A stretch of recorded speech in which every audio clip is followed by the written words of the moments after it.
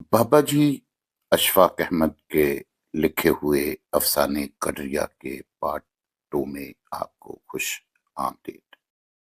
لیکن شیخ چلی کی کہانیاں حاصل کرنے کا شوق مجھ پر بھوت بن کر سوار تھا، اور میں بھوک اور دھوپ دونوں سے بے پرواہ ہو کر اسکول سے سیدھا اس کے ساتھ چل دیا۔ امی چند کا گھر چھوٹا سا تھا، لیکن بہت ہی صاف ستھرا اور روشن پیتل کی کیلوں والے دروازے کے بعد ذرا سی ڈیوڑی تھی، آگے مستطیل صحن، سامنے سرخ رنگ کا برآمدہ، اور اس کے پیچھے اتنا ہی بڑا ایک کمرہ۔ صحن میں ایک طرف انار کا پیڑ، عقیق کے چند پودے اور دھنیا کی ایک چھوٹی سی کیاری تھی، دوسری طرف چوڑی سیڑھیوں کا ایک زینہ جس کی محراب تلے مختصر سی رسوئی تھی۔ گیرو رنگی کھڑکیاں ڈیوڑی سے ملحقہ بیٹھک میں کھلتی تھی، اور بیٹھک کا دروازہ نیلے رنگ کا تھا۔ جب ہم ڈیوڑی میں داخل ہوئے تو امی چند نے چلا کر کہا، بیبے نمستے، کہا اور مجھے صحن کے بیچوں بیچ چھوڑ کر بیٹھک میں گھس گیا، اور اس کے پاس ہی ایک لڑکی بڑی سی کینچی سے کپڑے قطع کر رہی تھی۔ بیبے نے منہ ہی منہ میں کچھ جواب دیا اور ویسے ہی مشین چلاتی رہی۔ لڑکی نے نگاہیں اٹھا کر میری طرف دیکھا اور گردن موڑ کر کہا، بیبے شاید ڈاکٹر صاحب کا لڑکا ہے۔ مشین رک گئی۔ ہاں ہاں، بیبے نے مسکرا کر کہا اور ہاتھ کے اشارے سے مجھے اپنی طرف بلایا۔ میں اپنے جزدان کی رسی مروڑتا اور ٹیڑے ٹیڑے پاؤں دھرتا برآمدے کے ستون کے ساتھ آ لگا۔ کیا نام ہے تمہارا؟ بیبے نے چمکار کر پوچھا، اور میں نے نگاہیں جھکا کر آہستہ سے اپنا نام بتایا۔ آفتاب سے بہت شکل ملتی ہے۔ اس لڑکی نے کینچی زمین پر رکھ کر کہا، ہے نا بیبے؟ کیوں نہیں، بھائی جو ہوا۔ آفتاب کیا؟ اندر سے آواز آئی۔ آفتاب کیا بیٹا؟ آفتاب کا بھائی ہے داؤ جی، لڑکی نے رکتے ہوئے کہا۔ امی چند کے ساتھ آیا ہے۔ اندر سے داؤ جی برآمد ہوئے۔ انہوں نے گھٹنوں تک اپنا پاجامہ چڑھا رکھا اور کرتا اتارا ہوا تھا، مگر سر پر پگڑی بدستور تھی۔ پانی کی ایک ہلکی سی بالٹی اٹھائے وہ برآمدے میں آ گئے اور میری طرف غور سے دیکھتے ہوئے بولے، ہاں بہت شکل ملتی ہے، اور یہ گولو مولو سا ہے۔ پھر بالٹی فرش پر رکھ کر انہوں نے میرے سر پر ہاتھ پھیرا اور پاس ہی کاٹ کا ایک سٹول کھینچ کر اس پر بیٹھ گئے۔ زمین سے پاؤں اوپر اٹھا کر انہوں نے آہستہ سے انہیں جھاڑا اور پھر بالٹی میں ڈال دیے۔ آفتاب کا خط آتا ہے؟ انہوں نے بالٹی سے پانی کے چلو بھر بھر کر ٹانگوں پر ڈالتے ہوئے پوچھا۔ آتا ہے جی، میں نے ہولے سے کہا، پرسوں آیا تھا۔ کیا لکھتا ہے؟ پتہ نہیں جی، ابا جی کو پتہ ہے۔ اچھا، انہوں نے سر ہلا کر کہا، تو ابا جی سے پوچھا کرنا، جو پوچھتا نہیں اسے کسی بھی بات کا علم نہیں ہوتا۔ میں چپ رہا۔ تھوڑی دیر انہوں نے ویسے ہی چلو ڈالتے ہوئے پوچھا، کون سا سپارہ پڑھ رہے ہو؟ چوتھا، میں نے وثوق سے جواب دیا۔ کیا نام ہے تیسرے سپارے کا؟ انہوں نے پوچھا۔ جی پتہ نہیں، میری آواز پھر ٹوٹ گئی۔ تلکل رسول، انہوں نے پانی سے ہاتھ پر باہر نکال کر کہا۔ پھر تھوڑی دیر وہ ہاتھ جھٹکتے اور ہوا میں لہراتے رہے۔ بیبے مشین چلاتی رہی۔ وہ لڑکی نعمت خانے سے روٹی نکال کر برآمدے کی چوکی پر لگانے لگی، اور میں جزدان کی ڈوری کھولتا لپیٹتا رہا۔ امی چند ابھی تک بیٹھک کے اندر ہی تھا، اور میں ستون کے ساتھ ساتھ جینپ کی عمیق گہرائیوں میں اترتا جا رہا تھا۔ مان داؤ جی نے نگاہیں میری طرف پھیر کر کہا، سورہ فاتحہ سناؤ۔ مجھے نہیں آتی جی، میں نے شرمندہ ہو کر کہا۔ انہوں نے حیرانی سے میری طرف دیکھا اور پوچھا، الحمدللہ بھی نہیں جانتے؟ الحمدللہ تو جانتا ہوں جی، میں نے جلدی سے کہا۔ وہ ذرا مسکرائے اور گویا اپنے آپ سے کہنے لگے، ایک ہی بات ہے، ایک ہی بات ہے۔ پھر انہوں نے سر کے اشارے سے کہا، سناؤ۔ جب میں سنانے لگا تو انہوں نے اپنا پاجامہ گھٹنوں سے نیچے کر لیا اور پگڑی کا شملہ چوڑا کر کے کندھوں پر ڈال لیا، اور جب میں نے ولدالضالین کہا تو میرے ساتھ ہی انہوں نے بھی آمین کہا۔ مجھے خیال ہوا کہ وہ ابھی اٹھ کر مجھے کچھ انعام دیں گے، کیونکہ پہلی مرتبہ جب میں نے اپنے تایا جی کو الحمدللہ سنائی تھی تو انہوں نے بھی ایسے ہی آمین کیا تھا اور ساتھ ہی 1 روپیہ مجھے انعام بھی دیا تھا۔ مگر داؤ جی اسی طرح رہے، بلکہ اور بھی پتھر ہو گئے۔ اتنے میں امی چند کتاب تلاش کر کے لے آیا، اور جب میں چلنے لگا تو میں نے عادت کے خلاف آہستہ سے کہا، داؤ جی سلام، اور انہوں نے ویسے ہی ڈوبے ڈوبے ہولے سے جواب دیا، جیتے رہو۔ بیبے نے مشین روک کر کہا، کبھی کبھی امی چند کے ساتھ کھیلنے آ جایا کر۔ ہاں ہاں آ جایا کر، داؤ جی چونک کر بولے۔ آفتاب بھی آیا کرتا تھا۔ پھر انہوں نے بالٹی پر جھکتے ہوئے کہا، ہمارا آفتاب تو ہم سے بہت دور ہو گیا، اور فارسی کا شعر پڑھنے لگے۔ یہ داؤد جی سے میری باقاعدہ پہلی ملاقات تھی، اور اس ملاقات سے میں یہ نتائج اخذ کر کے چلا کہ داؤد جی بڑے کنجوس ہیں، حد سے زیادہ چپ سے ہیں اور کچھ بہرے سے ہیں۔ اسی دن شام کو میں نے اپنی اماں کو بتایا کہ میں داؤد جی کے گھر گیا تھا اور وہ آفتاب بھائی کو بہت یاد کر رہے تھے۔ اماں نے قدرے تلخی سے کہا، تو مجھ سے پوچھ تو لیتا۔ بے شک آفتاب ان سے پڑھتا رہا ہے اور ان کی بہت عزت کرتا ہے، مگر تیرے ابا جی ان سے بولتے نہیں ہیں۔ کسی بات پر جھگڑا ہو گیا تھا، سو اب تک ناراضگی چلی آتی ہے۔ اگر انہیں پتہ چل گیا تو ان کے ہاں گیا تھا، وہ خفا ہوں گے۔ پھر اماں نے ذرا ہمدرد بن کر کہا، اپنے ابا سے اس کا ذکر نہ کرنا۔ میں ابا جی سے بھلا اس کا ذکر کیوں کرتا؟ مگر سچی بات تو یہ ہے کہ میں داؤ جی کے ہاں جاتا رہا اور خوب خوب ان سے معتبری کی باتیں کرتا رہا۔ وہ چٹائی بچھائے کوئی کتاب پڑھ رہے ہوتے، میں آہستہ سے ان کے پیچھے جا کر کھڑا ہو جاتا اور وہ کتاب بند کر کے کہتے، گولو آ گیا؟ پھر میری طرف مڑتے اور ہنس کر کہتے، کوئی گپ سنا؟ اور میں اپنی بساط اور سمجھ کے مطابق ڈھونڈ ڈھونڈ کے کوئی بات سناتا تو وہ خوب ہنستے۔ بس یوں ہی میرے لیے ہنستے، حالانکہ مجھے اب محسوس ہوتا ہے وہ کچھ دلچسپ باتیں بھی نہ ہوتی تھیں۔ پھر وہ اپنے رجسٹر سے کوئی کاغذ نکال کر کہتے، لے ایک سوال نکال۔ اس بات سے میری جان جاتی تھی، لیکن ان کا وعدہ بڑا رسیلا ہوتا کہ 1 سوال اور 15 منٹ باتیں، اس کے بعد ایک اور سوال، اور پھر 15 منٹ باتیں۔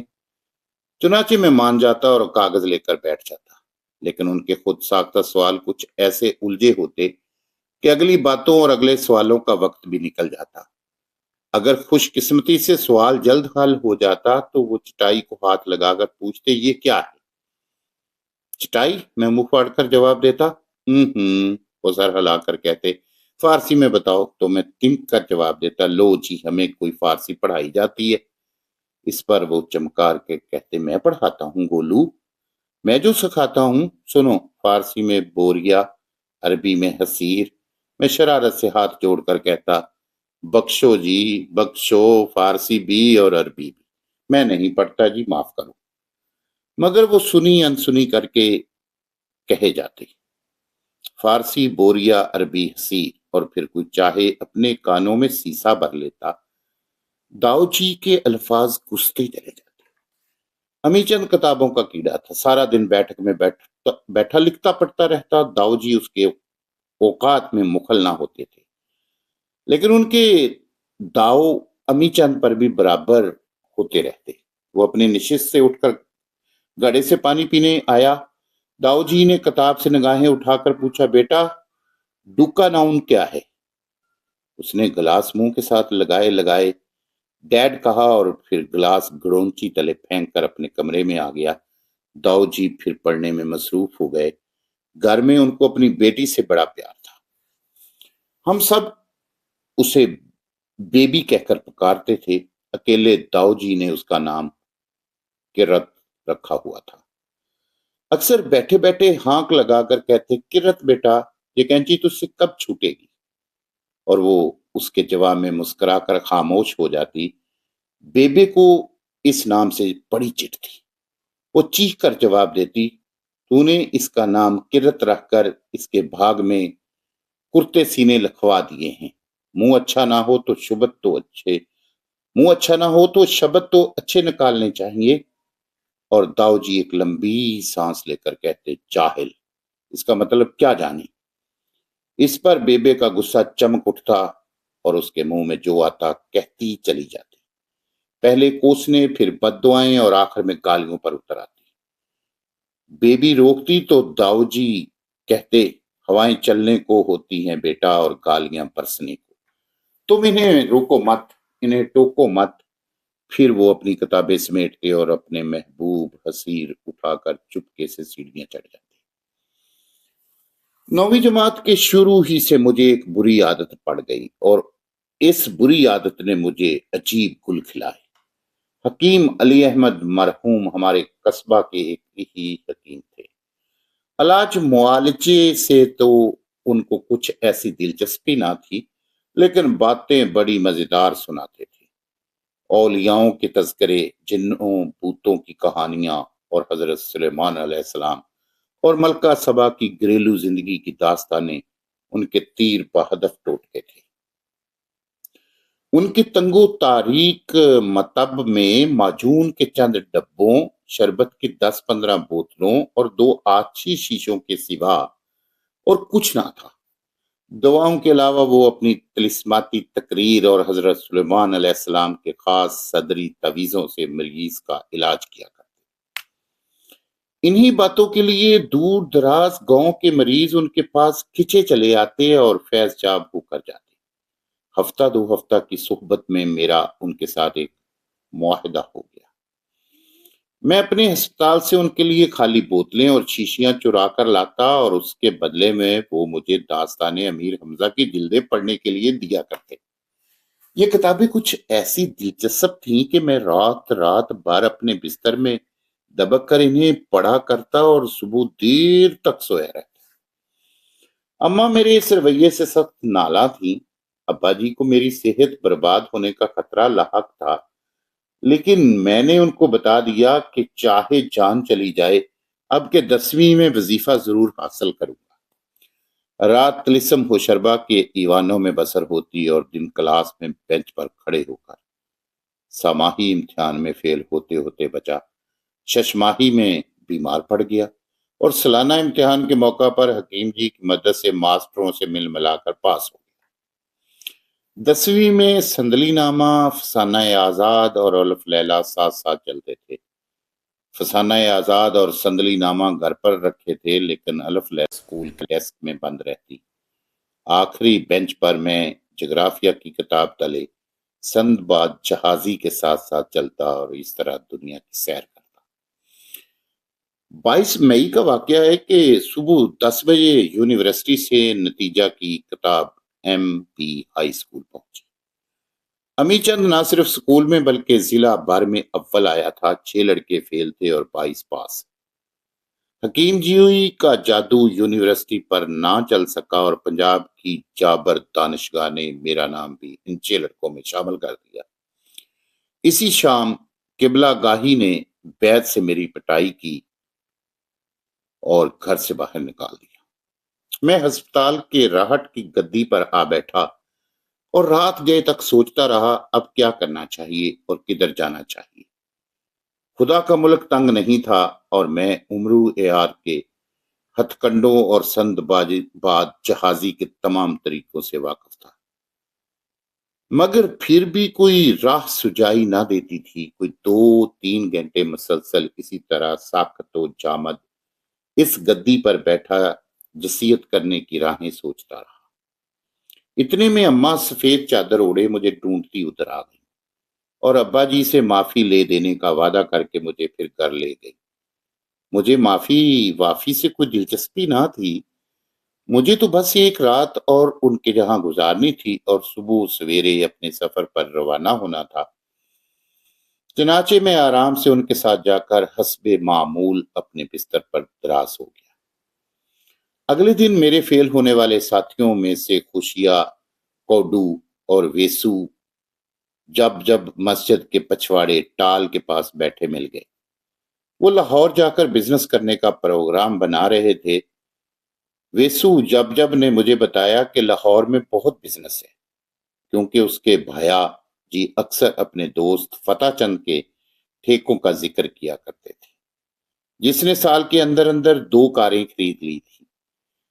میں نے ان سے بزنس کی نوعیت کے بارے میں پوچھا تو جب نے کہا، لاہور میں ہر طرح کا بزنس مل جاتا ہے، بس ایک دفتر ہونا چاہیے اور اس کے سامنے بڑا سائن بورڈ کو دیکھ کر لوگ خود ہی بزنس دے جاتے ہیں۔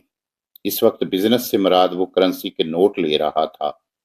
میں نے ایک مرتبہ وضاحت چاہی تو کوڈو چمک کر بولا، یار دیسو سب کچھ جانتا ہے، یہ بتا تو تیار ہے یا نہیں؟ پھر اس نے پلٹ کر دیسو سے پوچھا، انارکلی میں دفتر بنائیں گے نا؟ دیسو نے ذرا سوچ کر کہا، انارکلی میں یا شالمی کے باہر، دونوں ہی جگہ ایک سی ہیں۔ میں نے کہا، انارکلی زیادہ مناسب ہے کیونکہ وہی زیادہ مشہور جگہ ہے اور اخباروں میں جتنے بھی اشتہار نکلتے ہیں ان میں انارکلی لاہور لکھا ہوتا ہے۔ چنانچہ یہ طے پایا کہ اگلے دن 2 بجے کی گاڑی سے ہم لاہور روانہ ہو جائیں گے۔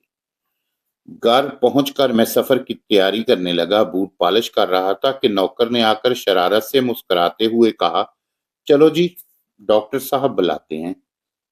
کہاں ہیں؟ میں نے برش زمین پر رکھ دیا اور کھڑا ہو گیا۔ ہسپتال میں۔ وہ بدستور کھڑا تھا کیونکہ میری پٹائی کے روز حاضرین میں وہ بھی شامل تھا۔ میں ڈرتے ڈرتے برآمدے کی سیڑھیاں چڑھا، پھر آہستہ سے جالی والا دروازہ کھول کر ابا جی کے کمرے میں داخل ہوا تو وہاں ان کے علاوہ داؤ جی بھی بیٹھے تھے۔ میں نے سہمے داؤ جی کو سلام کیا اور اس کے جواب میں بڑی دیر کے بعد جیتے رہو کی مانوس دعا سنی۔ ان کو پہچانتے ہوئے ابا جی نے سختی سے پوچھا، بے شک، میں نے ایک مہذب سیلز مین کی طرح کہا، بے شک کے بچے، حرام زادے، میں تیری یہ سب…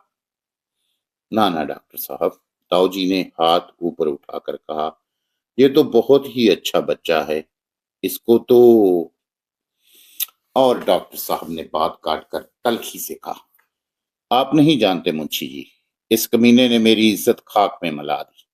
آپ فکر نہ کریں، داؤ جی نے سر جھکائے ہوئے کہا، یہ ہمارے آفتاب سے بھی ذہین ہے اور ایک دن… اب ڈاکٹر صاحب کو غصہ آ گیا اور انہوں نے میز پر ہاتھ مار کر کہا، کیسی بات کرتے ہو منشی جی، یہ آفتاب کی جوتے کی برابری نہیں کر سکتا۔ کر لے گا ڈاکٹر صاحب، داؤ جی نے اس بات میں سر ہلاتے ہوئے کہا، آپ خاطر جمع رکھیں۔ پھر وہ اپنی کرسی سے اٹھے اور میرے کندھے پر ہاتھ رکھ کر بولے، میں سیر کو چلتا ہوں، تم بھی میرے ساتھ آؤ، راستے میں باتیں کریں گے۔ ابا جی اسی طرح کرسی پر بیٹھے غصے کے عالم میں اپنا رجسٹر الٹ پلٹ کرتے اور بڑبڑاتے رہے۔ میں نے آہستہ آہستہ چل کر جالی والا دروازہ کھولا تو داؤ جی نے پیچھے مڑ کر کہا، ڈاکٹر صاحب بھول نہ جائیے گا، ابھی بھجوا دیجیے گا۔ ابا جی نے ویسے ہی چیزیں پٹکتے اچھا کہا اور داؤ جی خدا حافظ کہہ کر میرے ساتھ ہی کمرے سے باہر نکل آئے۔ داؤ جی مجھے ادھر ادھر گھماتے اور مختلف درختوں کے نام فارسی میں بتاتے نہر کے اسی پل پر لے گئے جہاں پہلے پہل میرا ان سے تعارف ہوا تھا۔ اپنی مخصوص نشست پر بیٹھ کر انہوں نے پگڑی اتار کر گود میں ڈال لی، سر پر ہاتھ پھیرا اور مجھے سامنے بیٹھنے کا اشارہ کیا۔ پھر انہوں نے آنکھیں بند کر لیں اور کہا، آج سے میں تمہیں پڑھاؤں گا اور اگر جماعت میں اول نہ لا سکا تو فرسٹ ڈویژن ضرور دلوا دوں گا۔ میرے ہر ارادے میں خداوند تعالیٰ کی مدد شامل ہوتی ہے اور اس ہستی نے مجھے اپنی رحمت سے کبھی مایوس نہیں کیا۔ مجھ سے پڑھائی نہ ہوگی، میں نے گستاخی سے بات کاٹی۔ تو اور کیا ہوگا گولو؟ انہوں نے مسکرا کر پوچھا۔ میں نے کہا میں بزنس کروں گا، روپیہ کماؤں گا اور اپنی کار لے کر یہاں آؤں گا، پھر دیکھنا۔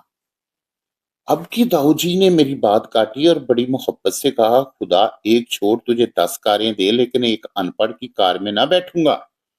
نہ ڈاکٹر صاحب، میں نے جل کر کہا، مجھے کسی کی پرواہ نہیں، ڈاکٹر صاحب اپنے گھر راضی رہیں، میں اپنے یہاں خوش۔ انہوں نے حیران ہو کر پوچھا، میری بھی پرواہ نہیں؟ میں کچھ کہنے ہی والا تھا کہ وہ دکھی سے ہو گئے اور بار بار پوچھنے لگے، میری بھی پرواہ نہیں؟ او گولو، میری بھی پرواہ نہیں؟ مجھے ان کے لہجے پر ترس آنے لگا اور میں نے آہستہ سے کہا، آپ کی تو ہے، مگر انہوں نے میری بات نہ سنی اور کہنے لگے، اگر اپنے حضرت کے سامنے میرے منہ سے ایسی بات نکل جاتی، اگر میں یہ کفر کا کلمہ کہہ جاتا تو انہوں نے فوراً پگڑی اٹھا کر سر پر رکھ لی اور ہاتھ جوڑ کر کہنے لگے، میں حضور کے دربار کا ایک ادنا کتا، میں حضرت مولانا کی خاک سے بدتر بندہ ہو کر آقا سے یہ کہتا، لعنت کا توق نہ پہنتا۔ پھر انہوں نے دونوں ہاتھ سینے پر رکھ لیے اور سر بالکل گود میں جھکا کر بولے، میں ذات کا گڈریا، میرا باپ منڈاسی کا گوالا، میں جہالت کا فرزند، میرا خاندان ابو جہل کا خانوادہ، اور آقا کی ایک نظر کرم، حضرت کا ایک اشارہ، حضور نے چنتو کو منشی چند رام بنا دیا۔ لوگ کہتے ہیں منشی جی، میں کہتا ہوں رحمت اللہ علیہ کا کفش بردار۔ لوگ سمجھتے ہیں داؤ جی کبھی ہاتھ جوڑتے، کبھی سر جھکاتے، کبھی انگلیاں چوم کر آنکھوں کو لگاتے اور بیچ بیچ میں فارسی کے شعر پڑھتے جاتے۔ میں کچھ پریشان سا، پشیمان سا ان کا زانو چھو کر آہستہ آہستہ کہہ رہا تھا، داؤ جی، داؤ جی اور داؤ جی، میرے آقا حضرت مولانا میرے مرشد کا وظیفہ کیے جاتے۔ جب جذب کا یہ عالم دور ہوا تو نگاہیں اوپر اٹھا کر بولے، کیا اچھا موسم ہے، دن بھر گرمی پڑتی ہے تو خوشگوار شاموں کا نزول ہوتا ہے۔ پھر وہ پل کی دیوار سے اٹھے اور بولے، چلو اب چلیں، بازار سے تھوڑا سا سودا خریدنا ہے۔ میں جیسا سرکش و بد مزاج بن کر ان کے ساتھ آیا تھا، اس سے کہیں زیادہ منفعل اور خجل ان کے ساتھ لوٹا۔ گمے پنساری یعنی دسو جب کے باپ کی دکان سے انہوں نے گھریلو ضروریات کی چند چیزیں خریدی اور لفافے گود میں اٹھا کر چل دی۔ میں بار بار ان سے لفافے لینے کی کوشش کرتا مگر ہمت نہ پڑتی۔ ایک عجیب سی شرم، ایک انوکھی سی ہچکچاہٹ مانے تھی، اور اسی تامل اور جھجک میں ڈوبتا ابھرتا میں ان کے گھر پہنچ گیا۔ وہاں پہنچ کر یہ بید کھلا کہ اب میں انہی کے ہاں سویا کروں گا اور وہیں پڑا کروں گا، کیونکہ میرا بستر مجھ سے بھی پہلے وہاں پہنچا ہوا تھا، اور اس کے پاس ہی ہمارے یہاں سے بھیجی ہوئی ایک ہری کین لالٹن بھی رکھی تھی۔ بزنس مین بننا اور پاں پاں کرتی پیکارڈ اڑائے پھرنا میرے مقدر میں نہ تھا۔ وہ میرے ساتھیوں کی روانگی کے تیسرے ہی روز بعد ان کے والدین بھی انہیں لاہور سے پکڑ لائے، لیکن اگر میں ان کے ساتھ ہوتا تو شاید اس وقت انارکلی میں ہمارا دفتر پتہ نہیں ترقی کے کون سے شاندار سال میں داخل ہو چکا ہوتا۔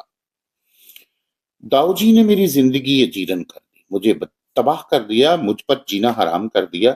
سارا دن سکول کی بکواس میں گزرتا اور رات گرمیوں کی مختصر سی رات ان کے سوالات کا جواب دینے میں۔ کوٹھے پر ان کی کھاٹ میرے بستر کے ساتھ لگی ہے اور مونگ، رسول اور ملالہ کی نہروں کی بابت پوچھ رہے ہیں۔ میں نے ٹھیک بتا دیا ہے، وہ پھر اسی سوال کو دہرا رہے ہیں۔ میں نے پھر ٹھیک بتا دیا ہے اور انہوں نے پھر انہی نہروں کو آگے لا کھڑا کیا ہے۔ میں جاتا اور جھڑک کر کہتا، مجھے پتا نہیں، میں نہیں بتاتا، تو وہ خاموش ہو جاتے اور دم سادھ لیتے۔ میں آنکھیں بند کر کے سونے کی کوشش کرتا تو وہ شرمندگی کنکر بن کر پتلیوں میں اترتی جاتی۔ میں آہستہ سے کہتا، داؤ جی، کچھ اور پوچھو۔ داؤ جی نے کہا، بہت بے آبرو ہو کر تیرے کوچے سے ہم نکلے، اس کی ترکیب نحوی کرو۔ میں نے سعادت مندی کے ساتھ کہا، جی یہ تو بہت لمبا فکرہ ہے، صبح لکھ کر بتا دوں گا، کوئی اور پوچھئے۔ انہوں نے آسمان کی طرف نگاہیں اٹھائی کہا، میرا گولو بہت اچھا ہے۔ میں نے ذرا